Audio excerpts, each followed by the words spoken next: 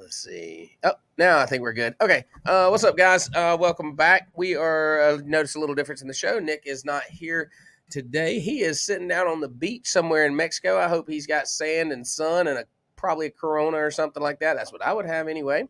So shout out to him. This week we were going to talk about pricing, and I want to wait till he gets back next week to dive deep because he has an interesting approach that he takes to his pricing.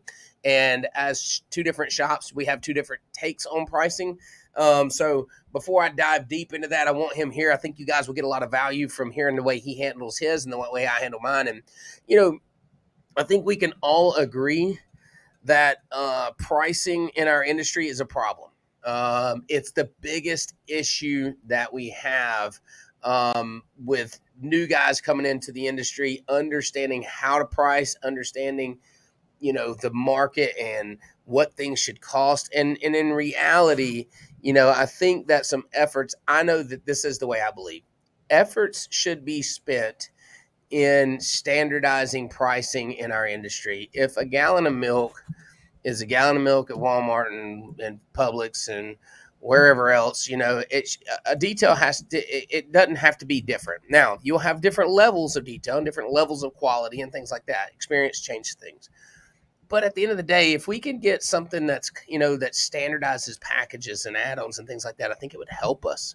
And that's a tall order. I know as a software company, Detail Bookie, we have packages built in.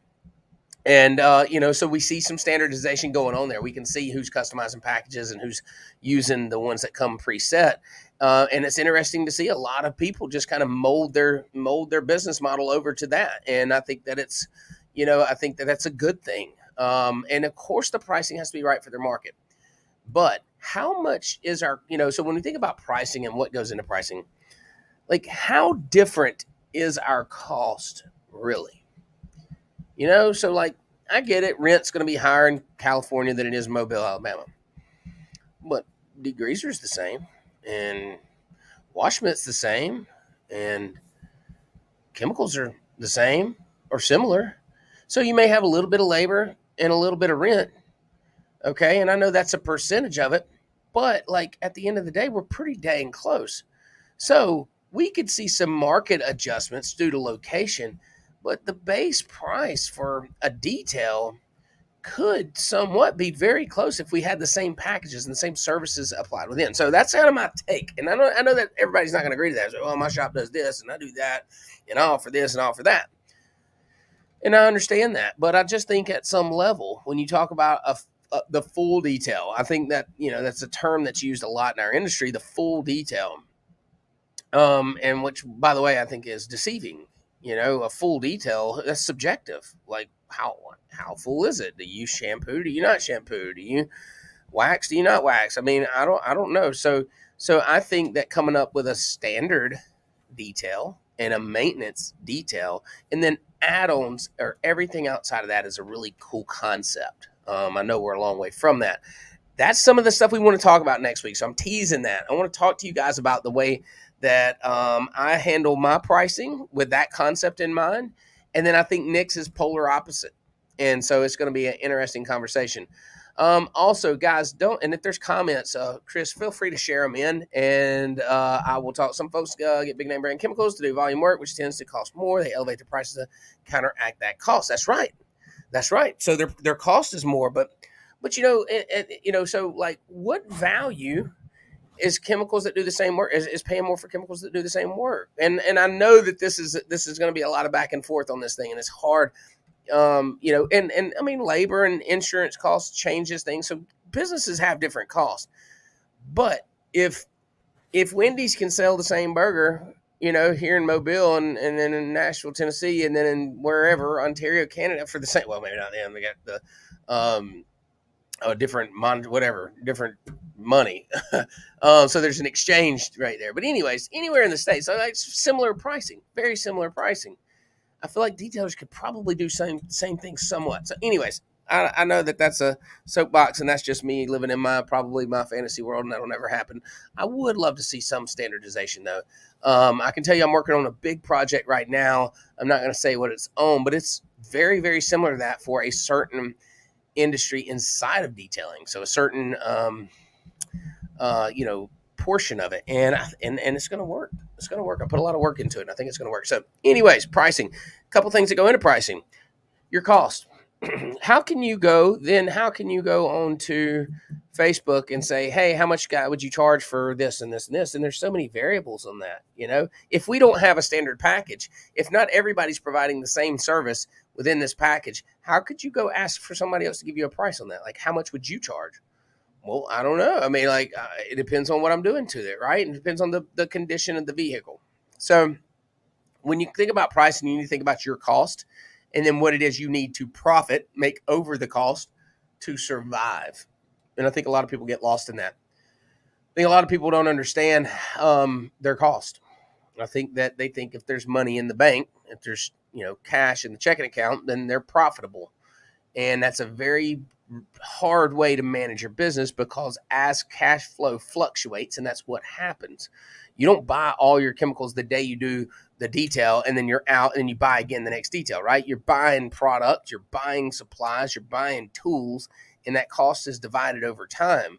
So that's why it's important to get off the checking account management and get into books where you understand your monthly costs and then your income on that cost. And then you can start to understand, okay, it costs me X amount of cents to make $1, and here's what I need to make. And that's so it's going to be a great conversation. I know this is a very controversial conversation just already. You say like, well, people have different prices. People have different expenses. How can you say we're going to standardize an industry? And I think it's going to be a really cool conversation. We'll keep that to next week.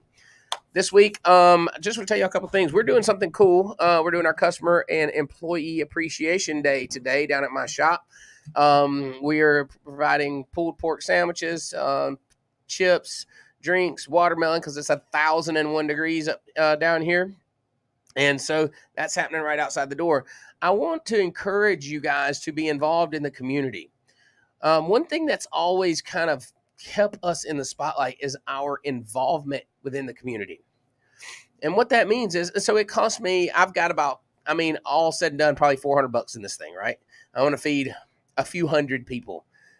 That is a few hundred people that are going to come through my store, talk about detailing, maybe buy a shirt or a hat. We have a retail store, but it's also, we're giving to them. We're not asking for a sale. We're giving to them. And it gives us an opportunity to meet these people and for them to see us operate, them see my staff, come inside, and so we do these things, and it's an investment. It's marketing. It's a marketing cost. It's an investment in the community, in the company, and it also looks really good in the community. So we love to do these things. We love to be involved. So something you may want to consider is little things like this. Make sure when you do it, reach out to your first responders, right? Your firemen, your policemen, your medical field. Reach out to them. Let them know what you're doing. Tell them to come up there and get them a barbecue sandwich or whatever it is you're doing. I'm on the way. I'll be there in 7 hours for my salmon. Come on, baby. Come on. Come on, Desmond. We got a spot just for you.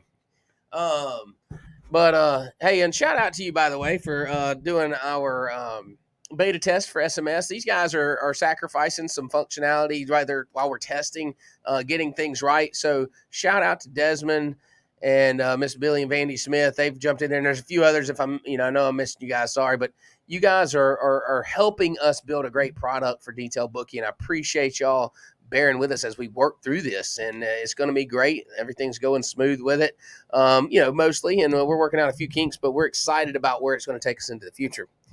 So that's that. Also, 4th of July, guys, people are cleaning up stuff for travel, but then you got to think about this. All right.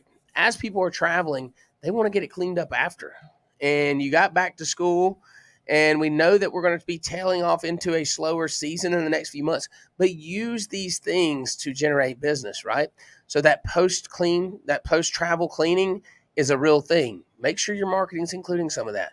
Make sure you're talking about back to school. You can always offer a little promo code, free car seat cleaning or something like that for your people that are going back to school, right? Your moms that are taking and loading the kids up, traveling around, offer a car seat cleaning with an interior detail. You don't always discount your service. You add value, right? That's added value. So they're paying full price for a service. You're giving them another little service. Windshield coatings, that's a big one, guys. So that's just it. I just wanted to drop in here. I didn't want to leave you guys completely hanging. Obviously, I probably poked a lot of interest. Next week ought to be a really, really good show. I'll put some thoughts into what I mean when I say standardized packaging and not standardized pricing, but standardized packages and add-ons and things that we can do when you talk about paying for a detail or going to a detail shop, having a basic idea of what to expect as a customer and having it somewhat similar throughout the United States and then wherever all around the world at that point. So anyways, always good. Love you guys. Appreciate the support as always. And I'm going to jump off here and go get my barbecue sandwich. Desmond, you come up here and do the same. We'll see y'all next week.